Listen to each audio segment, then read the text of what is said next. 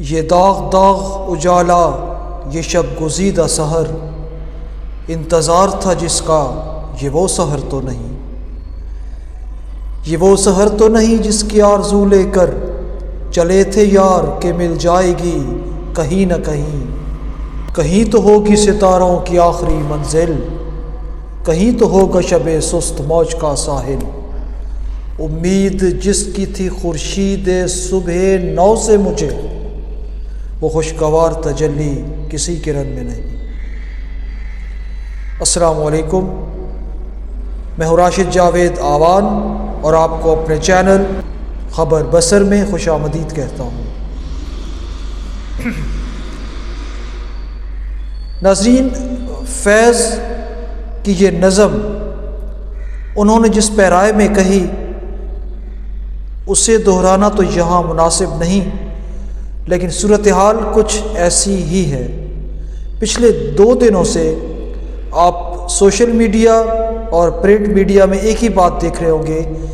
کہ supreme court of Pakistan کے حکم پر عمران خان صاحب سے ان کے وکیل سلمان صفدر کی ملاقات کرا دی گئی اور انہیں ایک خصوصی پروٹوکول دے کر بھیجا گیا جسے فرینڈ آف دا کورٹ کہا جاتا ہے، اور اس میں یہ کہ جو صاحب یہ ڈیزگنیشن یا پروٹوکول لے کے جا رہے ہوتے ہیں انہیں کورٹ کی طرف سے کمیشن تصور کیا جاتا ہے اور ان کو پوری طرح پروٹوکول کے ساتھ رسائی دی جاتی ہے جہاں تک ان کا مینڈیٹ ہوتا ہے۔ بات یہ کہ سپریم کورٹ پہلے بھی یہاں تھا، اس کے چیف جسٹس یحییٰ آفریدی اپنی سیٹ پر پورے تم طراق کے ساتھ برجمان تھے، تو پھر یہ اچانک ایسا کیا ہو گیا کہ ان کو عمران خان صاحب کی صحت، ان کی لیونگ کنڈیشنز، ان کے کیسز کی سماعت کا خیال آیا؟ جی ہاں، یہی وہ نقطہ ہے جس پہ ہم آج بات کریں گے، کیونکہ میں نے جتنی بھی پوڈ کاسٹ دیکھی ہیں، ویلاگز دیکھے ہیں، ان سب میں یعنی بجائے جا رہے ہیں کہ بس اب عمران خان صاحب گویا رہا ہوا چاہتے ہیں اور اس کے بعد دمادم مست قلندر الیکشن اور پھر دوبارہ پی ٹی آئی کی حکومت۔ لیکن معذرت کے ساتھ میں آپ کو کچھ کڑوی اور صحت افزا گولی دینا چاہتا ہوں، اور وہ یہ کہ کم از کم مجھے ایسا کچھ نظر نہیں آ رہا۔ اصل میں حکومت پہ اتنا انٹرنل اور ایکسٹرنل پریشر تھا کہ عمران خان صاحب سے ملاقات نہیں کروائی جا رہی، ان کی آنکھ کا جو ٹریٹمنٹ ہوا اس کے حوالے سے بھی۔ تو اس پریشر کو ریلیز کرنے کے لیے یہ اقدام، میری اپنی سوچ کے مطابق یہ اقدام کیا گیا تاکہ یہ بات بتائی جا سکے اپنے ملک کی میڈیا اور انٹرنیشنل میڈیا کو کہ جناب ملاقات کرا دی گئی ہے۔ بیرسٹر سلمان صفدر صاحب نے بقول ان کے عمران خان صاحب سے 3 گھنٹے تک جیل میں ملاقات کی، اس کے بعد وہ باہر تشریف لائے اور انہوں نے ایک لفظ بھی نہیں بتایا، اور موقف یہ کہ پہلے میں اپنی رپورٹ سپریم کورٹ کے معزز چیف جسٹس صاحب کے سامنے پیش کروں گا، اور ان کے مطابق 17 صفحات اور 22 پیراگرافز پر مشتمل رپورٹ سپریم کورٹ کے چیف جسٹس یحییٰ آفریدی صاحب کے سامنے پیش کر دی گئی ہے۔ سلمان صفدر صاحب نے جو رپورٹ سپریم کورٹ میں پیش کی ہے وہ تو سپریم کورٹ جانے اور اللہ جانے، اب سپریم کورٹ اس کو کتنا ڈی کلاسیفائڈ کرے گی یہ تو ہم نہیں بتا سکتے، اس میں کون سے پوائنٹس وہ عوام کو بتانا چاہے گی اور کون سے نہیں، یہ بھی کچھ نہیں کہا جا سکتا۔ تو اگر بیرسٹر سلمان صفدر صاحب کے ساتھ عمران خان کی فیملی کا کوئی بندہ ہوتا، ان کی بہن یا کوئی پی ٹی آئی کا رہنما کہہ لیں، یا چلیں سلمان اکرم راجہ ہی ہو جاتے سیکرٹری جنرل، وہ بھی وکیل ہیں اور سپریم کورٹ کے بہت قابل اور اچھے وکیل ہیں، لیکن نہیں، ایسا نہیں ہوا۔ صرف friend of the court Salman Safdar صاحب کو بنایا گیا، اور یہ اچانک اس ڈیولپمنٹ سے پہلے عمران خان صاحب کا کوئی کیس سپریم کورٹ میں رجسٹرار صاحب لگا ہی نہیں رہے تھے، اور پھر 13 کیس ایک دن میں لگ گئے۔ کچھ تو ہے جس کی پردہ داری ہے۔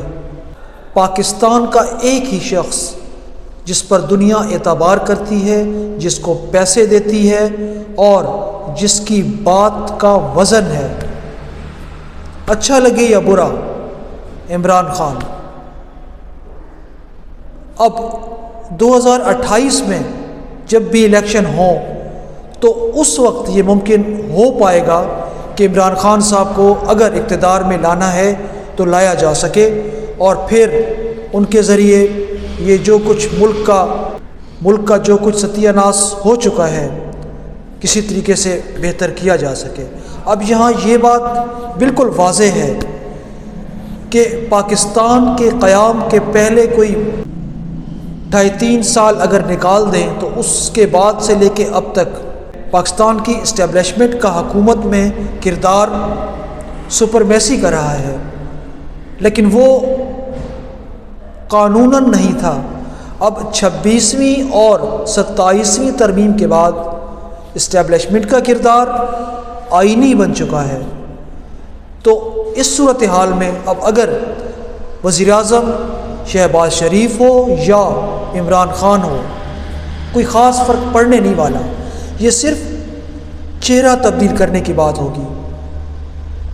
یہ صرف چہرہ تبدیل کرنے کی بات ہوگی کہ اگر دنیا کو